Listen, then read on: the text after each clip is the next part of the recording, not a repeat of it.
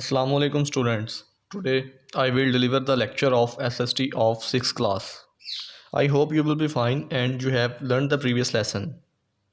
In previous lecture we have discussed the remaining part of the story of Prince Siddharth. Now our today's topic is the spread of Buddhism. In this video you will learn how religion of Buddhism spread. You will also know about the Buddhist nations like Japan, China, Sri Lanka and Tibet. And we will read about the reasons that why this religion was spread in all over the world. Now I'm going to read this topic from book. One of the main reasons for the spread of Buddhism was the unpopularity of caste system. Buddhism के फैलने की जो पहली main वजह थी वो cast system की अनपॉपुलैरिटी थी. As news of a good religion spread to the Shudras, they gladly converted to Buddhism because it welcomed everyone and focused on a person's behavior.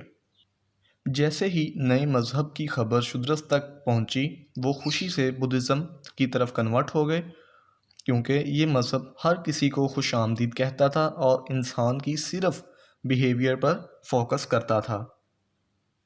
Buddha died in 485 BCE before Common Era, but his teachings spread in all directions. लेकिन उसकी तालीमात तमाम अतराफ में फैल गई.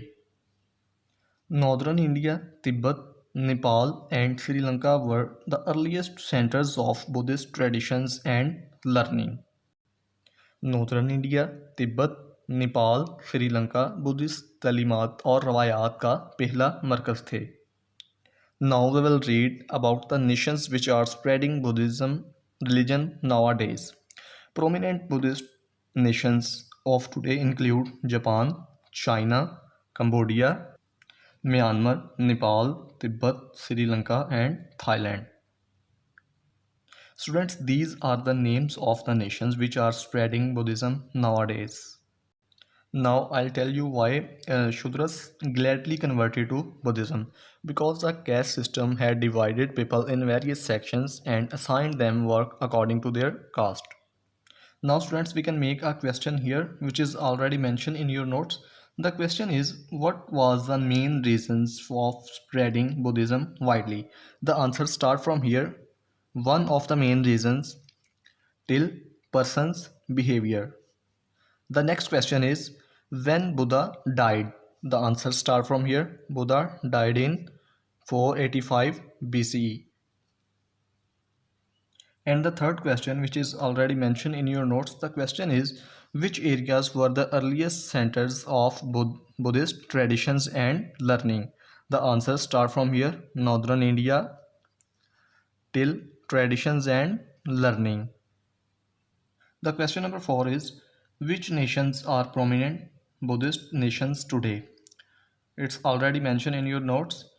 The answers start from here. Prominent Buddhist nations till Sri Lanka and Thailand. Now move to do you know at page number 14. Here we will differentiate between karma, dharma and nirvana.